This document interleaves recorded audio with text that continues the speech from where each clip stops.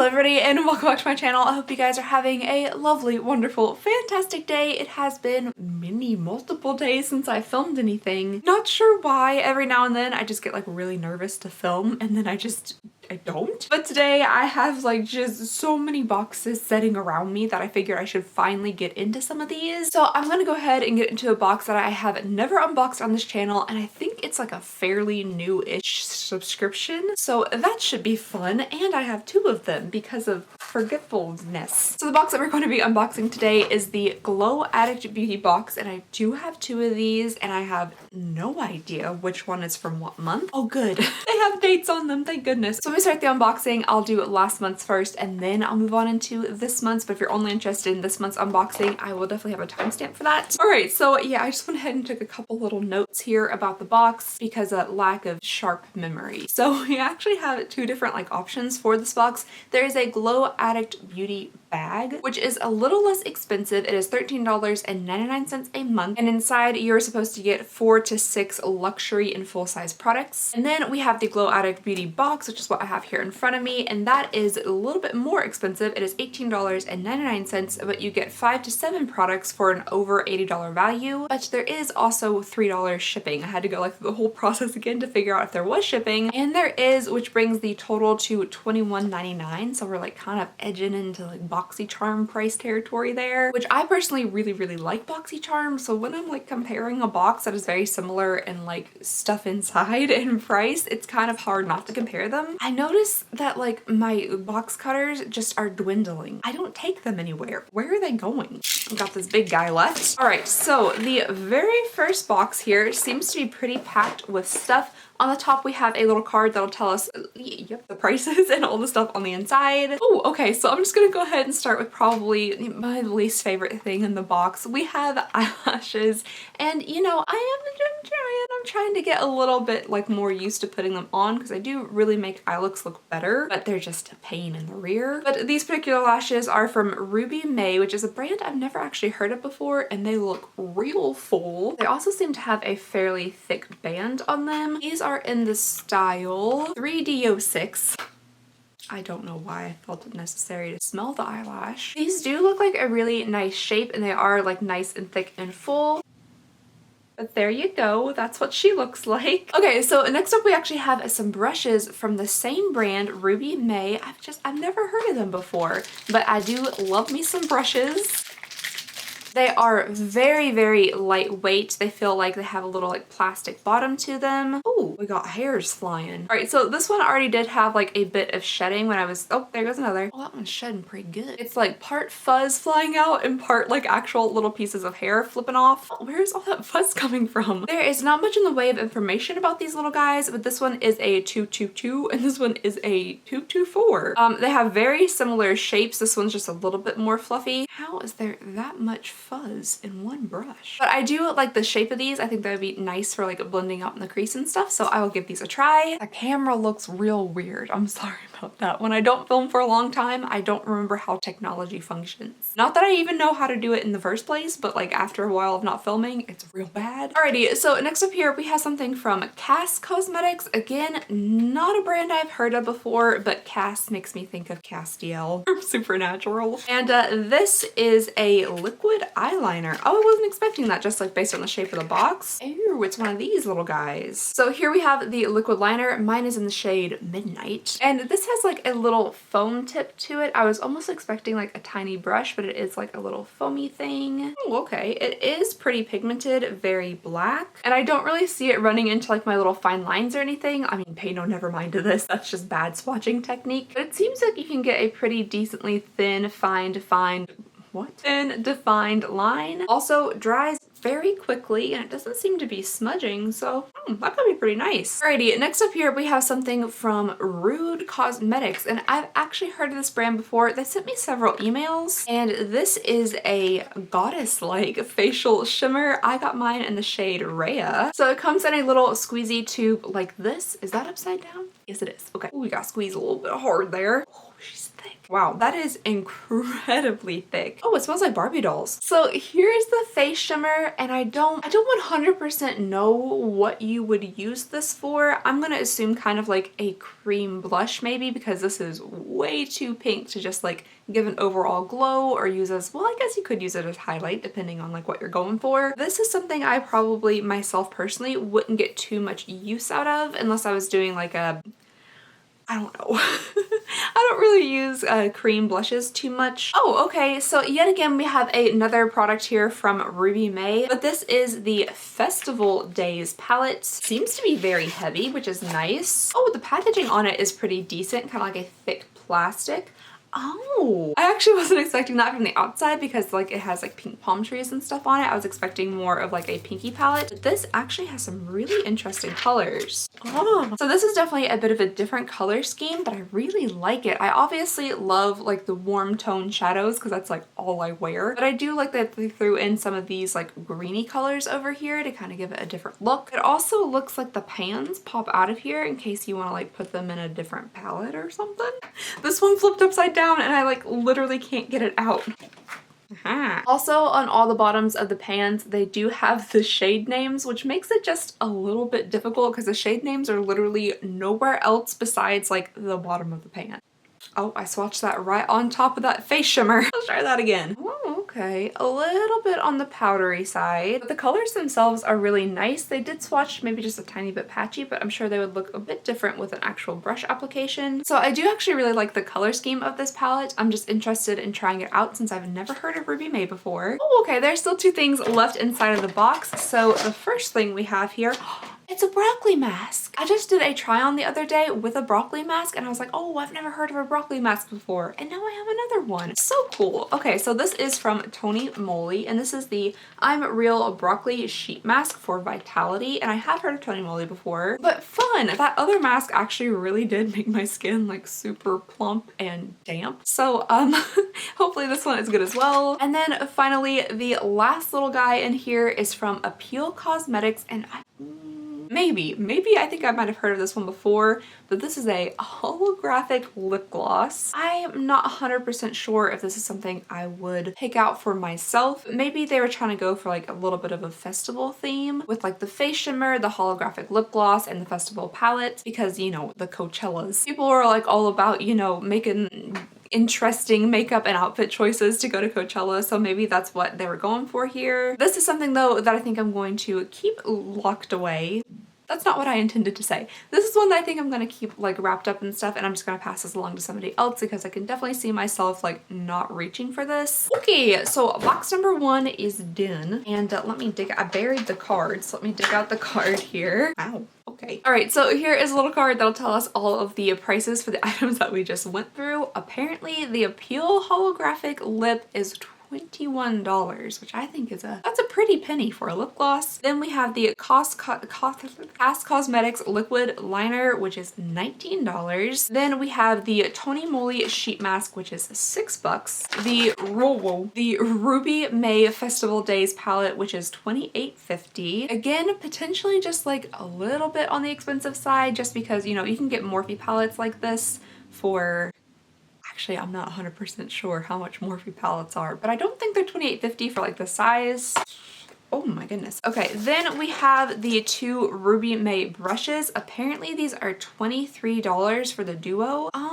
Again, I haven't tried them out like on my actual face, but just how much this one was like already shedding. And that might have been like just the initial shed, but we do still see like little pieces falling off. So I'm not like 100% sure if I personally would pay $23 for those two. Then we have the Rude Cosmetics Goddess Like highlighter, which is $5. And then finally a pair of mystery lashes, which apparently we could have gotten one from 3 of their favorite lash brands, and these are $10. It's kind of itchy. It's been so long since I've used the ice cream calculator, I'm not exactly sure of its location. I found its lid. Okay, well I guess I'm just gonna have to do it on my phone. So the total retail value for this box is $112.50, which is definitely a really good retail value for how much you pay for it. However, now this is my very first Glow Addict beauty box, so I don't really know too much about it. Things might be different for different boxes, but I just feel like a lot of the items in here, the brands aren't super well known, and when you get something like a BoxyCharm, I feel like there are a lot more like recognizable brands in them. But I feel like this box is also pretty new, so maybe that'll just come with time. But